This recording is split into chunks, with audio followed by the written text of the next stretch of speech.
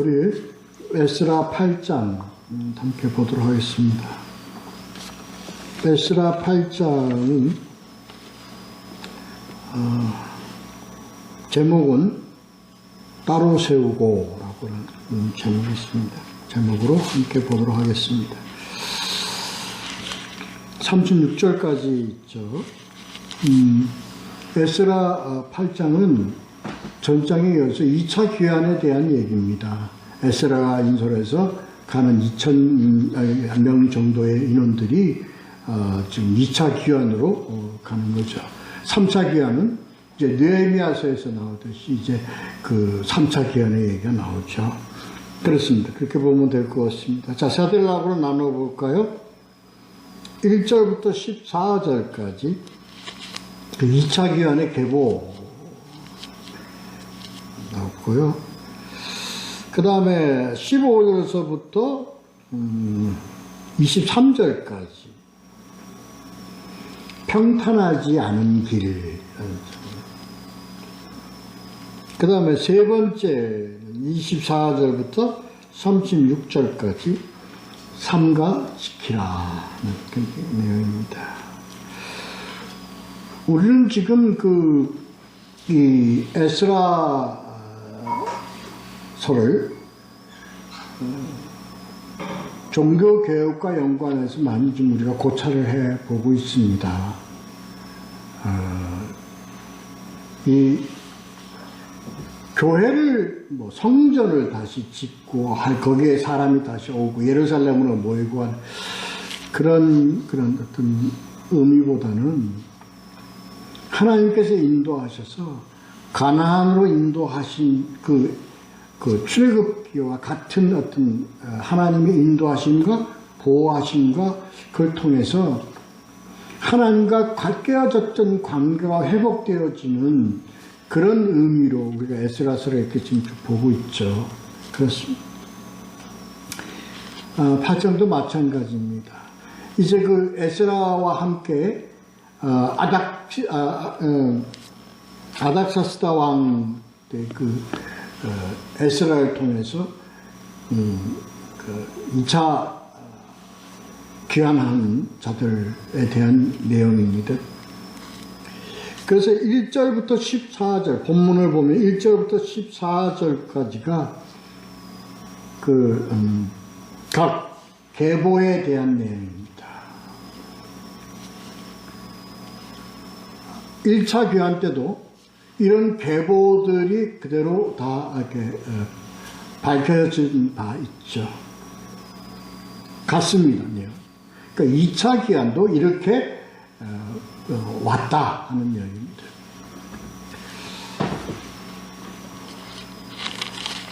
그런데 1차 귀환 때보다 그 2차 귀환 때의 수가 약 1차 귀환 때 귀환한 자들보다 한 3분의 1 정도의 숫자입니다.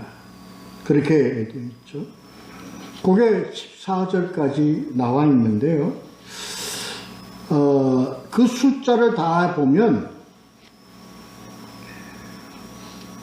제가 계산한 바로는 1496명으로 집계가 되는데요. 이건 이제 우리가 출애굽에서 민수기에 나와 있듯이 그 숫자에 대한 그 내용이 나와 있듯이 하나님께서는 다 아주 원하시는 자들을 다 빠짐없이 다 보내신다는 의미, 역사적인 의미, 하나님께서 택하신 백성들에 대한 의미, 여러 가지 이제 그 의미들이 포함되어 있죠. 그와 같이 에스라를 통해서 에스라와 함께한 2차 귀환자들도 같은 의미의 하나님의 택하신 백성들을 이렇게 구체적으로 한 사람 한 사람 다 지명해서 하나님께서 예루살렘으로 보냈다 하는 그런 의미로 우리가 받아들여져야 됩니다. 그래서 어느 집안, 어느 가문, 어느 몇 명이요, 몇 명이요, 몇 명이요 이렇게 밝힌 숫자의 의미가 있다. 우리가 이렇게 봐야 될 것 같습니다. 그래서 1절, 2절에서 보면 비느하스 자손 중 2절에 보면 그렇게 되어 있죠. 비느하스 자손 중에서는 게르솜이요, 이다말의 자손 중에서는 다니엘이요. 이 가문들은 바로 이 자손의 어떤 가문들은 바로 제사장 명단입니다. 그리고 그 뒤에 나오는 건 다윗 자손의 명단들이 나옵니다. 그래서 보면 성전, 그러니까 이스라엘 역사적인 의미를 갖는 그런 직위들, 하나님의 보내신 자들, 통치자와 그리고 제사장들, 말하자면 정치, 그리고 종교, 신앙의 어떤 함께 보냄을 알 수가 있죠. 그렇습니다. 이게 우리 이 하나님 나라의 백성들의 인도해 가는 하나님의 통치와 주권은 이것을 통해서 반드시 하나님과의 관계에서의 어떤 그런 신앙에서의 어떤 그런 관계, 그 다음에 하나님의 택하심의 일꾼들에 대한 관계, 이러한 자들을 통해서 하나님께서는 다 백성들을 인도해 가신다는 그런 의미가 있습니다. 그래서 제사장의 가문과 다윗의 자손 이렇게 가죠. 왕과 제사장입니다. 왕과 제사장의 어떤 관계 속에서 이런 하나님께서는 이러한 관계적으로 통치해 가는 겁니다. 우리 신앙에 있어서 이런 그런 세상과의 관계에 있어서 이 하나님 나라, 하나님 백성을 이끌어가는 일꾼들은 다시 말해서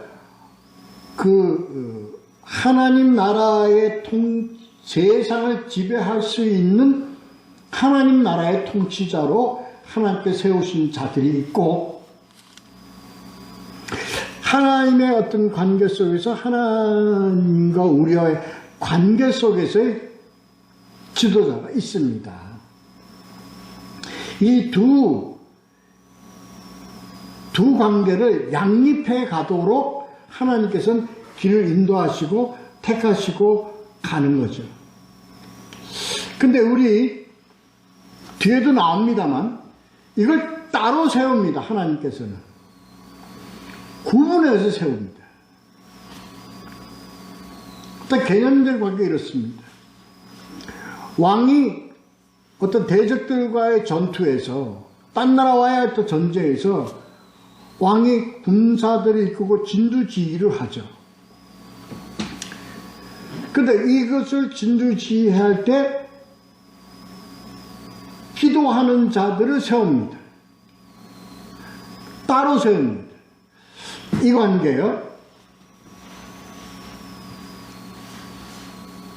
그래서 아론, 기도를 하는 자들을 세우고, 그러니까 그것은 하나님의 영적인 관계에서의 어떤 지도자가 있습니다.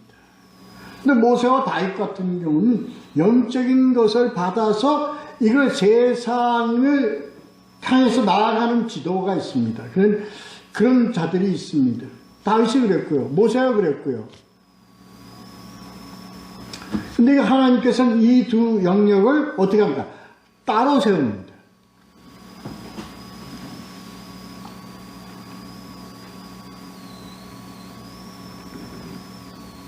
그래서 그러한 가운데에 이제 4절서부터 14절까지 나오는 명단들은 그런 계보와 그런 후손들은 1차 귀환 때와 같습니다. 그러니까 그런 각 가문이나 각 혈통이나 이런 관계 속에 모두 포함한 자들, 그런데 그것은 요 4절에서 나오는 4절에서 14절까지 해서 나오는 명단은 1차 귀환 때에, 다시 말해서 2장 3절부터 15절까지의 그 가문들이 그대로 다 나옵니다. 뭐만 빼고 요엘 자손만 제외하고 다 나옵니다. 그러니까 거의 같이 나온다고 봐야 되는 거죠.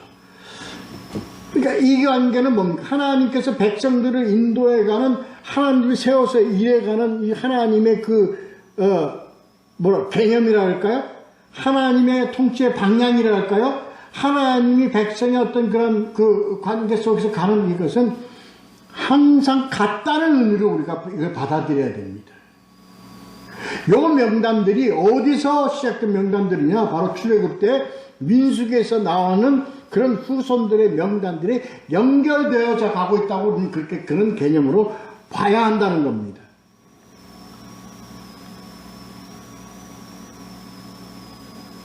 이건 변화 없단 말입니다.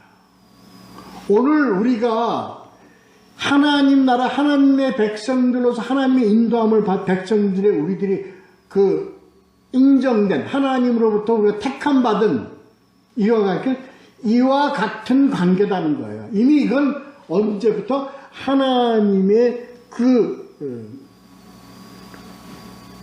구약 시대 때부터 하나님이 우리를 지금 인도해 가는 그러한 것은요, 늘 항상 같은 거예요.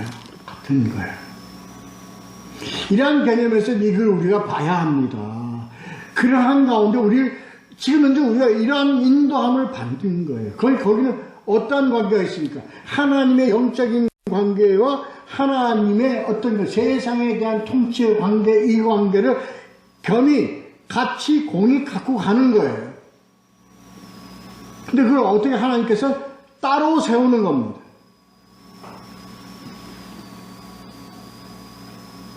그래서 우리가 구약의 역사를 보면요, 늘 하나님의 택함을 받아서 나아서 하나님 나라를 위해서 기도하는 자가 꼭 있었죠. 모세가 그랬고요, 다윗이 그랬고요, 왕들이 그랬습니다. 그런데 그 옆에는 항상 누가 항상 옆에 있었습니까? 제사장이 있었던가? 아니면 선지자가 있었던가? 해서 항상 뭐 옆에 붙어 있습니다. 하나님 옆에 왕 옆에 같이 함께 하도록 해갔습니다. 그래서 왕의 직접 말씀을 내리지 않고 꼭 누구를 통해서 그런 제사장이나 그런 선지자들을 통해서 왕에게 뭐 하도록 했습니까?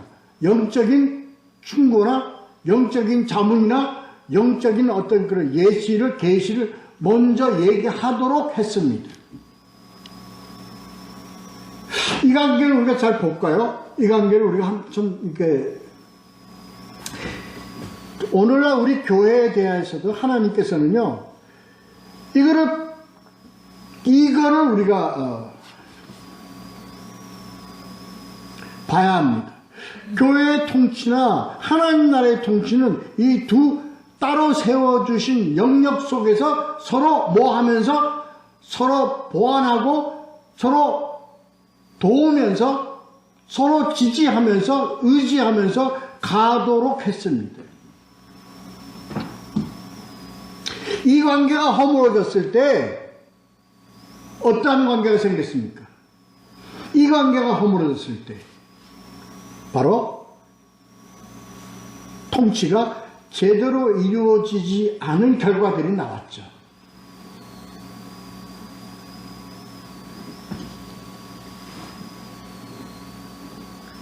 사울 왕이 누구의 말을 듣지 않고 사무엘의 말을 듣지 않고 이런 관계입니다. 예를 들어서 반면에 다윗의 큰 죄가 음란의 죄가 누구에 의해서? 나단 선지자에 의해서. 맞죠? 네. 선지자에 의해서 충고받았을 때 즉시 회개하고 돌이키는 이러한 사건별 관계에서 하나님이 이 관계에서 어떻게 하나님 나라의 전체적인 그 운영과 통치의 방향과 이러한 것이 어떻게 돼? 바로 가거나 아니면 충돌이 일어나거나 괴리되거나 그리고 파괴되거나 이러한 역사적인 관계를 가지고 있다는 겁니다.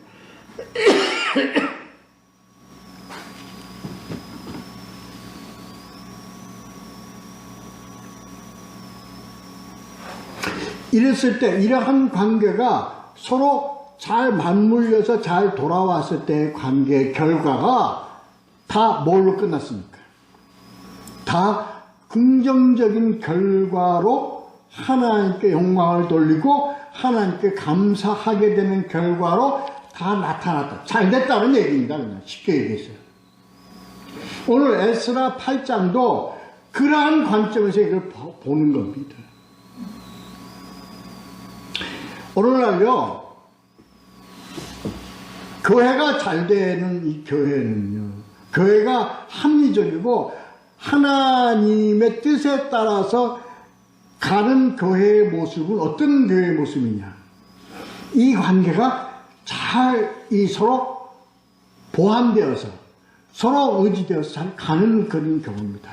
다시 말해서요, 교회는 하나님의 말씀과 하나님의 뜻으로 세상에 나아가 일하는 이러한 교회의 모습을 교회 세상을 봉사하고 세상을 섬기고 세상에 대하여 이런 어떤 통치해가는 모습으로 나타났을 때에 뭐가 되어집니까? 합리적 결과가 나온다는 거예요. 긍정적 결과가 나온다는 거예요. 그러한 내용의 관점에서 우리 이 에스라 8장 우리가 그 차례 나아가야 합니다. 자, 보죠. 그렇습니다. 자, 두 번째 절에 보면, 그래서 따로 세우는 관계 속에서 지금 이 갔을 때 어떤 어려움이 생겨요. 어려움과 그런 염려될 내용들이 나옵니다. 거기에 보면, 자, 갔더니 디스크레판시가 생겼어요. 다시 말해서 갔더니 어떤 그런 예견하지 못했던 그런 어려운 문제점이 생겼어요. 그 어려운 문제점이라보다도 어떤 뭔가 맞지 않는 어떤 결론이 나왔을 때 이걸 어떻게 해결하는가라는 그 내용이 두 번째 단락 15절서부터 15절서부터 23절 사이에 나오는 겁니다. 누가 없었어요? 문제는 뭐가 없었으면 다 있었는데 부족한 게 있었어요. 뭐가 부족했느냐? 해결 나갈 때 하나님과의 관계 속에서 여기서 대치할 만한 어떤 그런 자들의 부족함을 느꼈어요. 그게 뭘로 표현되었냐면 레위인들입니다. 성전에서 봉사할 자들이 부족했어요. 레위인들은 제사장보다도 제사장은 있었는데 뭐가 없었어요? 제사장 다른 어떤 그런 성전에서 봉사할 여러 가지, 다시 말해서 성전에서의 그러니까 창고지기도 없었고요. 성전에서 잡일을 할 사람도 없었고요. 성전에서 뭘 해야 될 자들이 부족한 것을, 없는 것을 깨달은 겁니다. 거기 내용이 어디 나오냐? 자, 이 내용으로 보면, 여기서 본문의 문장 보면 15절부터 가보겠습니다.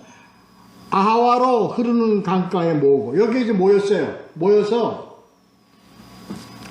출발을 하려고 그러는 겁니다. 이 이 강이라는 것은, 그 유프라데스 지역으로 물이 흘러 들어가는데 동쪽에서부터 흘러나오는 지류를 얘기합니다. 그렇다고 합니다. 아하와 강이라는 것은 그러니까 그 지류에 들어가는데 그 지류에 들어가는 마을에 어떤 아하와라는 마을이 있었는데 그걸 중심으로 해서 그런 지역을 얘기하는 것이다. 이렇게 보면 될 것 같습니다. 거기서 모여서 이제 어디로? 예루살렘으로 출발하려고 그러다 보니까 뭐가 없었어요? 거기 보면 레위 자손이 한 사람도 없는지라 이렇게 나와 있죠. 이게 뭡니까? 사람이 우리가 어떻게 다 바쁘게 하다 보면 부족한 점이 나옵니다. 그리고 그거를 알게 됩니다. 그랬을 때 빨리 가는 게 목적이에요. 예루살렘 빨리 가는 게 목적이면 이걸 뭐하고 갈 수 있습니까? 무시하고 갈 수가 있습니다. 이걸 그냥 간과하고 갈 수가 있습니다. 이런 문제점들을. 그런데 이 레위인들은 가서 성전에 도착하면 성전에 가기까지 뭐를 저 위에서 나오면 왕들이 준 뭐 은과 금이요 많은 사람들이 그 보탠 그런 기명들이라든가 그릇들이라든가 이런 것을 다 모아서 성전에 와서 하나하나 다 이제 기록하고 보관하고 해야 될 일을 해야 될 자들이 누구냐? 이 레위 사람들입니다.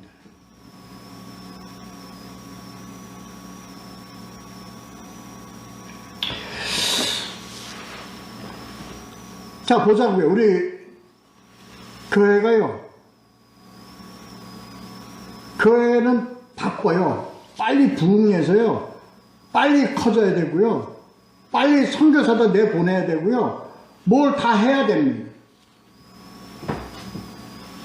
근데 그러기 위해서 그럴수록 뭐가 필요합니까? 교회에서 해야 될 일이 필요합니다.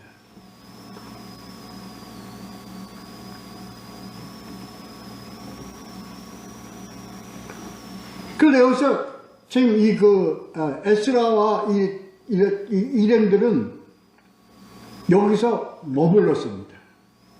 일단 뭘 걸었어요? 일단 제동을 걸었습니다. 그리고 빨리 사람들을 보내서 뭘 하겠습니까? 레위 사람들을 불러오게 했습니다. 그 내용들이요. 17절에 이렇게 나와 있습니다. 가시바 지방으로 보내요. 17절. 그렇게 돼 있죠? 17절. 가시바 지방으로 보내요. 티그리스강 유역에 있는, 근데 여기는 은장색, 아마 이 어원 자체가, 가시바는 어원 자체가 은장색이라는 그런 의미가 있다고 합니다. 그래서 그런 은세공이 했던 곳으로 추정을 하고 있습니다. 근데 여기 아마 레위인들이 좀 많이 있었던가 봐요. 그래서 거기서 하나님의 성전을 위하여 섬길 자를 데리고 오라. 여기에 섬길 자라는 것은 그냥 각 어떤 그런 어떤 부처에서 필요한 인원을 얘기하는 겁니다.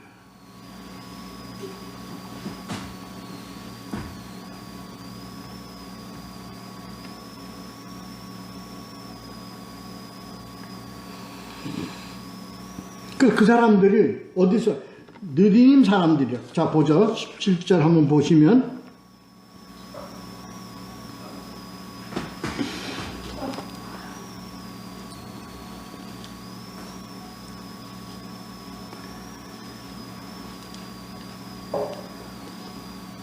그 지방에 사는 느디님 사람들에게 이란 나옵니다. 얘기가. 그래서 성전에 일할 사람들을 요청을 해서 데리고 오는 내용들이 나오는 겁니다.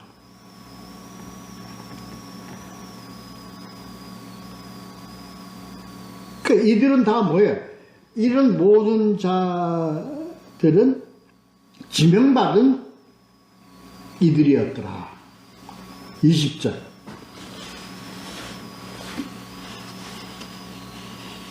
이미 그러한 일을 맡아서 수행할 자들이었다. 택함 받은 자들이다 하는 그런 내용들입니다.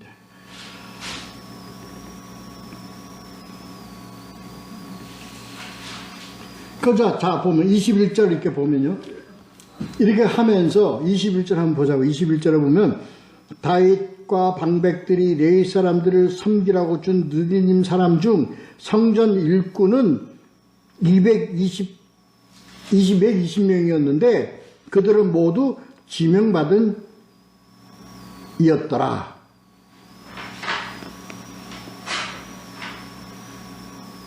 20절. 자, 21절. 그와 함께 가면서 이들 우리와 우리 어린아이와 모든 소유를 위하여 평탄한 길을 그에게 간구하였으나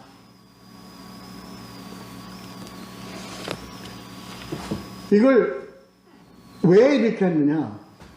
하나님과의 관계에서 하나님의 그 성전의 일을 해야 될 사람들 구비함으로 이거 뭘 나타내냐면 우리들이 하나님의 일에 대한 우리들의 그 절대적 필요성을 우리가 다 하고 난 다음에 이렇게 함으로 하나님의 뜻에 합당한 길을 감으로 인하여 앞으로 우리들의 길이 평탄하기를 구하는 거예요. 여기서 뭘 우리가 이거 해야 되냐면 이와 같은 일을 하는 것은 하나님의 인도하심이 예비된 길을 가는 우리들의 합당한 우리들임을 하나님께서 인정해 주시고 우리들의 간구를 들어주시기를 원합니다. 어려워요. 그렇습니다. 우리는요, 이 일을 해갈 때 우리는 이게 하나님의 뜻에 합당한 일을 하는 거예요. 우리가 교회 일을 하거나 우리가 뭐 공동체에서 일을 할 때 먼저 우리가 구해야 될 것은 뭐가 중요하다? 하나님의 뜻에 합당한 자로서의 자세와 마음과 우리들의 준비와 이러한 것들이 필요하다는 거예요.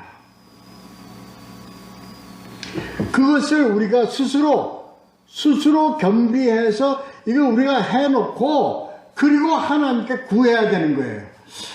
말의 의미를 모르십니까? 자, 우리 하나님께 구하고 하나님께 우리가 요구할 때, 하나님께 기도할 때, 우리부터가 스스로 겸비해서 하나님의 뜻에 합당한가를 돌이켜보면서 부족한 것이 있다면 채우고 라는 의미라는 겁니다.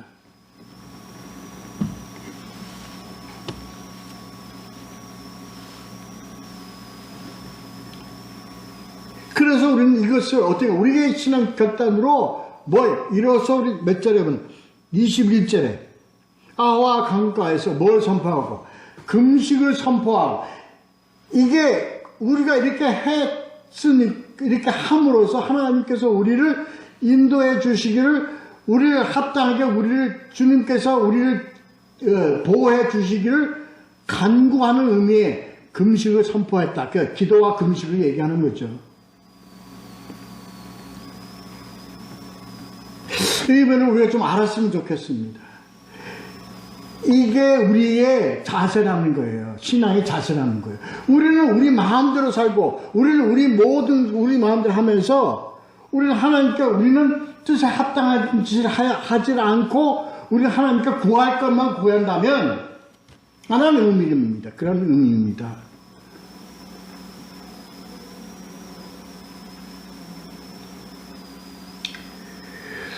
이게 오늘 우리에게 주시는 어떤 그 메시지가 아주 그 중요한 메시지 의미가 있다는 겁니다.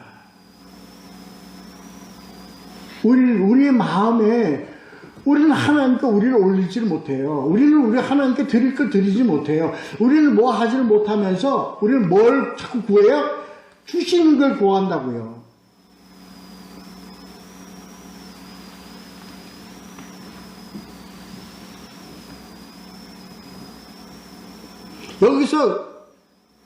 여기서 금식을 선포하고, 그리고 우리가 구하는 자로서의 어떤 하나님께 대한 어떤 뭐에 대한 열정, 하나님께 대한 뭐에 우리는 뭐가 부족했을까? 우리는 하나님의 뜻에 합당한 우리들의 우리들의 헌신과 우리들의 자세와 우리들의 결단이 이루어지고 있는가를 돌이켜보지 아니하고 우리는 급해. 받는 게 급해. 하나님으로부터 우리는 받아야 될 것이 급해. 그것이 항상 우리들의 앞서서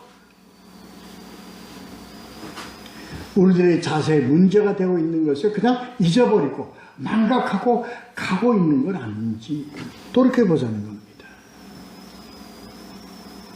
이건 외적인 내용보다도 어떤 의미가 있습니까?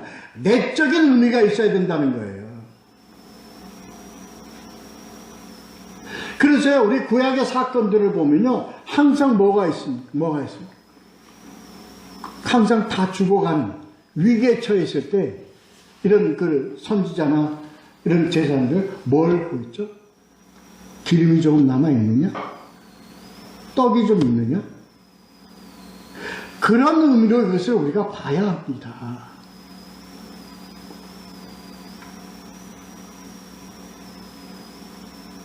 돌이켜보라는 겁니다. 네가 가지고 있는, 네가 뭘 가지고 있냐?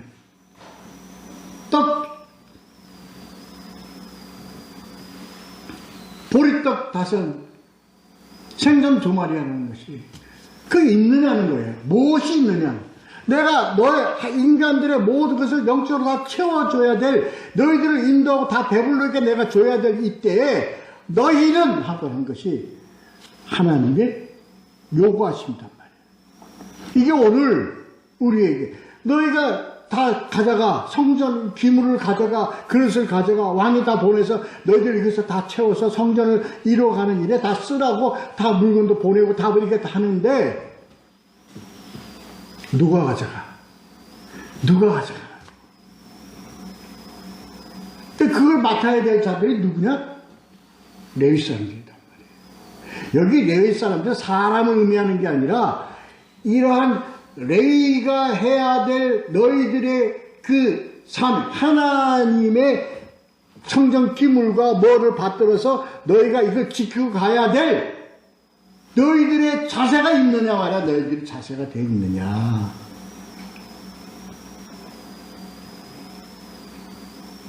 뭐가 성전 기물이죠? 뭐가 그릇이고 뭐가 그렇죠? 하나님께로 향한 예배의 도구들입니다. 그렇죠? 제사의 도구들입니다. 오늘날 우리는 예배의 도구들입니다. 예배의 도구들에서 무슨 그릇이려 무슨 이런 걸 얘기하는 것이 아니고 오늘날 우리가 하나님께 우리가 드려야 될 그릇이 뭐죠? 하나님께 드려야 될 그릇이 뭐죠? 바로 우리라는 겁니다. 우리라는 겁니다.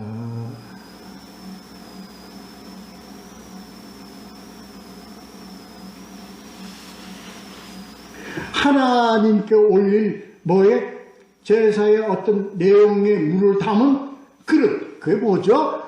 우리 물. 되어 있느냐, 되어 있느냐. 그게 되어 있느냐는 거예요.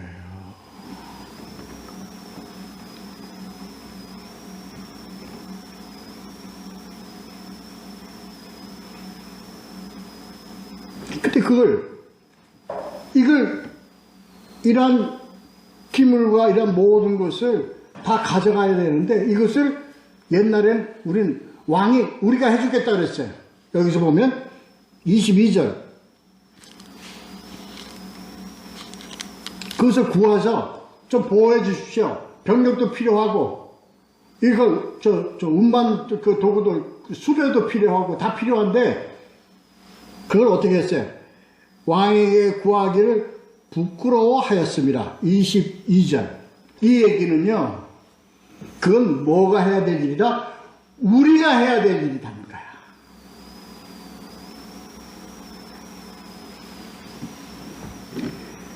이런 의미로, 물론, 느헤미야서에서는 이걸 왕께 도우심을 구한 내용이 나옵니다. 이건 상황과 여에 따라서, 그러니까 여기서 어떤 의미로 이것을 기록되어 있느냐면 바로 이건 우리가 해야 될 일이다. 하나님 의미로서 우리 하나님의 그 요청하지 않고 우리가 스스로 감당해서 갔다는 겁니다. 오늘 이게 우리 우리들의 자세라는 거예요. 우리가 이런 그릇을 옮기고 우리가 옮겨가야 될 우리들의 역할과 자세를 하고 있느냐? 하나님은 누구를 원하세요? 그러한 자들이 필요하다는 거예요.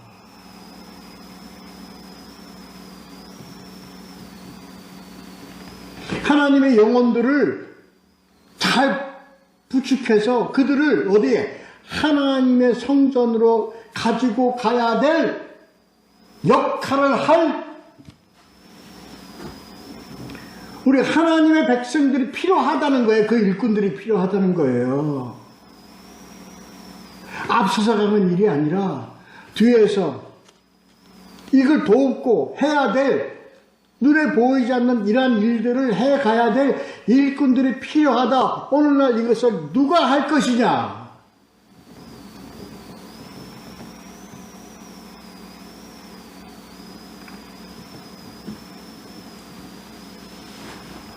그래서 이걸 왕께 이 세상의 권력자 이것을 우리가 의지하지 않고 우리가 스스로 이것을 맡아서 그 위험하고 가면 이제 이거 옮기는 과정에서 자 도적들도 올 것이고 반격군들도 올 것이고 대적들이 와서 이거 훔쳐나와서 우리를 하고 이걸 훔쳐서 달아날 이런 위험성의 이런 도성의 그런 도상에서 우리가 결단하고 우리가 무장하고 우리가 스스로 우리가 주의해서 이 기물들을 잘 보호해서 지켜서 우리가 가져가는 이러한 길에 하나님 우리는 우리의 위험하고 어려운 길을 우리가 가니 주여 우리의 길을 평탄하게 인도하여 주시옵소서. 이 기도가 필요하단 말이에요. 이 기도가. 그래서 그 기도를 했더니 23절 응낙하심을 입었느니라.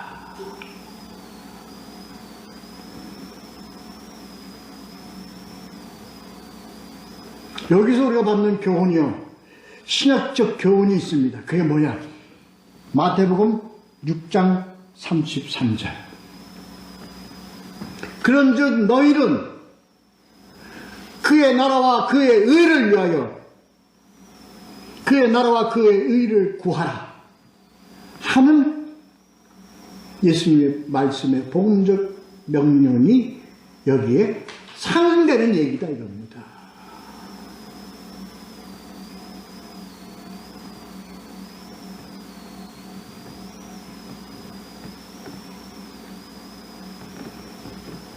그래 24절부터 36절은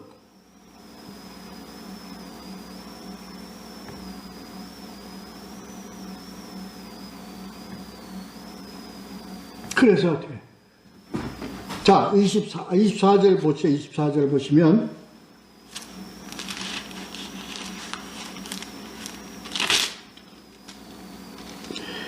이에 제사장들과 레위 사람들이 은과 금과 그릇을 예루살렘 우리 하나님의 성전으로 가져가려 하여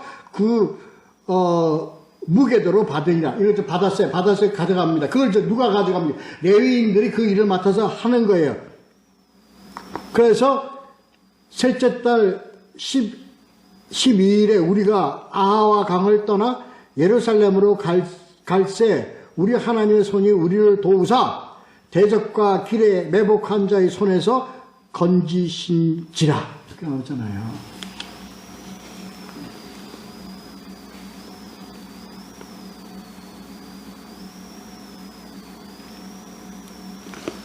건졌단 말이에요.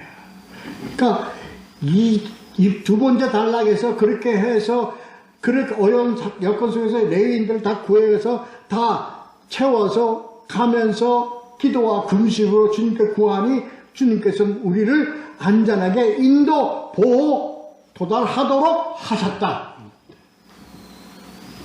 이게 뭡니까? 이게 바로 우리가 도성으로 가는 길입니다. 어거스틴의 얘기, 도성으로 가는 길입니다. 어렵과 고난과 어렵과 힘든 가운데 우리는 스스로 우리를 겸비해서 낮춰서 하나님의 뜻에 합당한 우리들의 자세로 우리들의 신앙의 길로 우리는 위험과 고난과 고통을 통해서 우리가 갈 때 하나님께서는 우리를 어떻게 무사히 도착할 수 있도록 우리를 지켜 인도하셨다는 얘기입니다.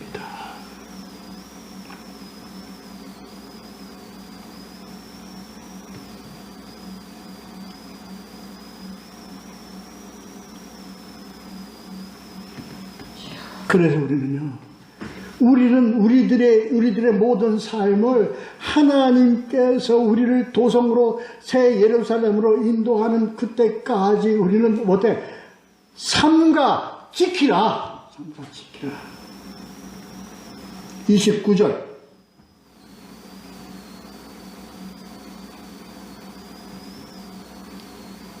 우리는 늘 하나님께 대한 신앙으로 우리는 스스로 뭐가 되어 레위인들이 되어서 하나님 것을 지키고 하나님 것을 보호하고 하나님 것을 수호하는 일에 우리들은 모든 것을 다 해야 한다.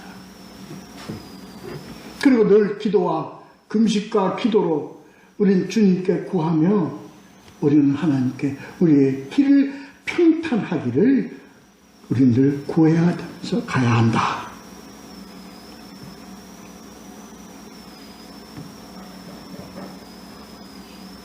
그래서 우리 35절, 36절은 번제와 속죄제에 대해서 나옵니다. 감사하고요.